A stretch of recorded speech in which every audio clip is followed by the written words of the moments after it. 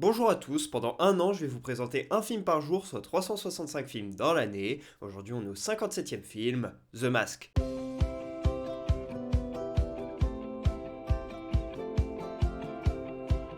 The Mask est un film sorti en 1994, réalisé par Chuck Russell. Il met en avant Stanley Ipkiss, qui est un employé de banque, qui va trouver un masque quelque part, et ce masque, quand il le met, eh bien, ça le transforme en personnage de cartoon. Et là, ce personnage, eh bien, il fait que des conneries, donc ça va amener Stanley dans des situations très compliquées, et c'est toute cette aventure qu'on va suivre dans ce film.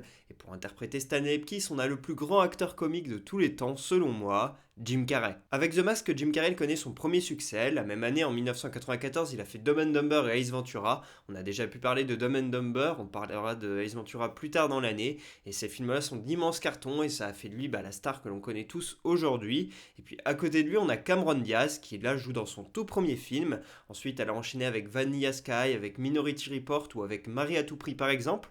Et depuis 2014, elle n'a plus fait aucun film, donc ça fait 10 ans qu'on ne la voit plus au cinéma. Elle a officiellement pris sa retraite en 2018, donc voilà, on ne verra plus jamais de Cameron Diaz à l'écran. Pour ce qui est de la réalisation, elle est faite par Chuck Russell, un réalisateur dont je n'ai vu aucun de ses autres films. Son succès il s'arrête vraiment à The Mask, un film qui a rapporté plus de 350 millions de dollars au box-office sur 23 investis, donc un immense succès, c'est un gros carton. Et justement, le carton a été tellement immense que ils se sont dit 11 ans après que ça pourrait être bien de faire un 2 qui s'est appelé Le Fils du Masque, sauf que il n'a rien à voir avec Jim Carrey qui ne joue pas du tout dedans. Tout est différent. Le film il a un budget de plus de 80 millions de dollars, donc c'est immense. Il a quand même rapporté 59 millions de dollars au box-office, qui reste pas mal. Par contre, les gens ils y sont allés parce que c'était la suite du Masque et que du coup beaucoup s'attendaient à une comédie tout aussi drôle. Mais tout le monde a été déçu et là j'ai regardé justement en préparant cet épisode. Il a une note de 0,9 sur 5 sur Allociné. Alors c'est la première fois que je vois une note sur cette plateforme de moins de 1. Donc c'est quand même que le film est vraiment dégueulasse, c'est vraiment affreux. On va faire comme s'il n'avait jamais existé. Mais pour en revenir à The Mask, lui il a été nommé quand même une fois aux Oscars pour ses effets visuels, donc c'est vrai qu'ils sont très bien. Comment le masque est représenté, c'est très cartoonesque, ça fonctionne totalement. Et puis Jim Carrey a été nommé au Golden Globe, qu'il n'a pas gagné cette fois-ci, mais il y reviendra plus victorieux avec The Truman Show et puis avec Man on the Moon.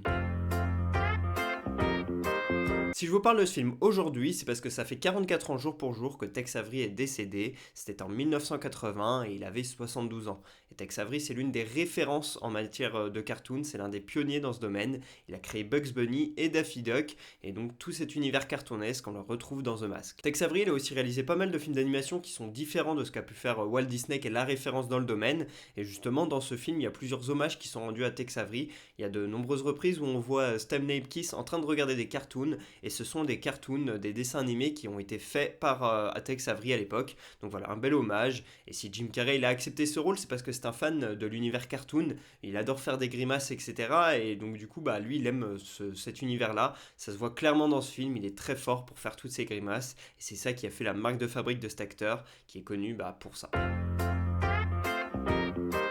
Ce film, je l'ai vu à l'âge parfait, j'avais environ 13-14 ans. Je pense qu'avoir une dizaine d'années, c'est très bien pour ce genre de film. Mais pourtant, quand je l'ai vu la première fois, je ne l'ai pas du tout apprécié. Je l'avais pas vu dans des conditions optimales. Je l'avais vu dans le salon, sur la télé chez mon père, mais on était en pleine canicule. Et donc je pense que j'étais pas du tout dans le bon état d'esprit pour regarder un film et être posé tranquillement. Je me rappelle avoir eu chaud pendant tout le film, etc. Et donc j'avais pas du tout apprécié The Mask la première fois que j'ai vu. Et je m'étais toujours dit, putain, tout le monde en parle comme d'un grand classique de la comédie américaine. Jim Carrey qui est trop fort dedans, etc. Donc faut vraiment que je le revoie. Et j'ai pu le revoir quelques années plus tard, c'était à Bruxelles en Belgique. J'étais parti avec mon père et mes deux petits frères en week-end pendant quelques jours en Belgique, à Bruges, à Gand et puis à Bruxelles. Et donc on avait emmené notre lecteur DVD pour pouvoir regarder des films. Et donc on a regardé The Mask un soir. Et moi j'avais beaucoup aimé, j'ai beaucoup rigolé. Et c'est vrai que je me suis dit, tiens, c'est bizarre que je n'avais pas aimé ce film parce qu'il est vraiment très cool, très marrant. Et pour moi, c'est pas mon Jim Carrey préféré, mais c'est vraiment une très bonne comédie. Tout le côté cartoonesque fonctionne complètement et me fait beaucoup rire. Et puis toutes ces grimaces que fait Jim Carrey, c'est vraiment excellent. Donc pour moi, voilà, c'est pas le meilleur Jim Carrey, mais c'est très bon et c'est un très bon moment que vous allez passer en le regardant. Je pense que vous allez vous marrer. Je mets un 17 sur 20 à ce film. Déjà, la première chose qui est vraiment bien, c'est les grimaces et la déformation du visage qu'arrive à se faire Jim Carrey pour nous faire rire. C'est ça qui fonctionne complètement et qui fait que ce film est un succès. Vous mettez un autre acteur à la place de Jim Carrey, et bien le film sera pas aussi drôle et pas aussi bon. C'est vraiment lui qui porte le film et qui le fait passer à un autre standing, celui de l'excellence, on va dire. Et puis je trouve que ce film, il me fait rappel à pas mal d'autres films des années 80-90. Je trouve qu'il est vraiment dans cette ambiance-là. Il me fait penser à Maman, j'ai raté l'avion, dans le style où il y a les méchants qui sont pas vraiment très charismatiques, qui font pas forcément peur. Si on les voit quand on a 8 ans, bah, ils nous effraient, mais si on les voit après, ils nous font juste bien marrer. Et donc j'aime beaucoup ce côté-là. Et puis on peut aussi faire le parallèle avec Food Irene, un film avec Jim Carrey dans lequel eh bien, il a deux personnalités. Là c'est un petit peu le cas avec voilà, Stanley Ipkiss lui-même et le personnage qu'il a quand il met le masque. Donc voilà, je trouve qu'il y a plusieurs parallèles à faire et je trouve ça très cool. Donc quand j'ai vu ce film, je me suis bien marré et puis ça m'a rappelé plein de bons moments de mon enfance et plein de films qui m'ont fait rire. Et donc du coup, bah, ça fait que c'est un film que j'ai beaucoup apprécié. Donc je mets un 17 sur 20. Première anecdote, à la base il y avait beaucoup d'effets visuels qui étaient prévus au niveau du visage du personnage Stanley Ipkiss, par exemple des yeux qui ressortent, un visage qui se déforme, etc.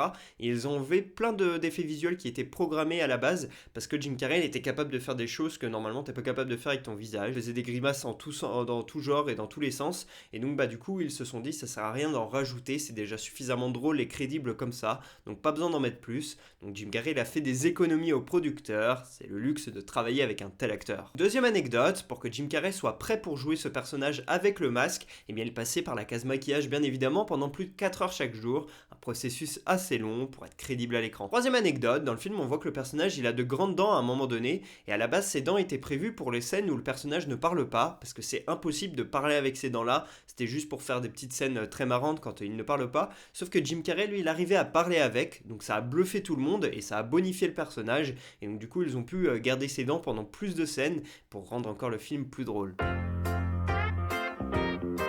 Voilà pour le 57e épisode d'Un jour un film, j'espère que je vous aurai donné envie de regarder The Mask. Pour ma part, je vous dis à demain pour parler du 58e film de l'année, et pour que vous sachiez de quel film on va parler, un petit indice, bateau. Dites-moi en commentaire, souhaite quel film on va parler, à demain.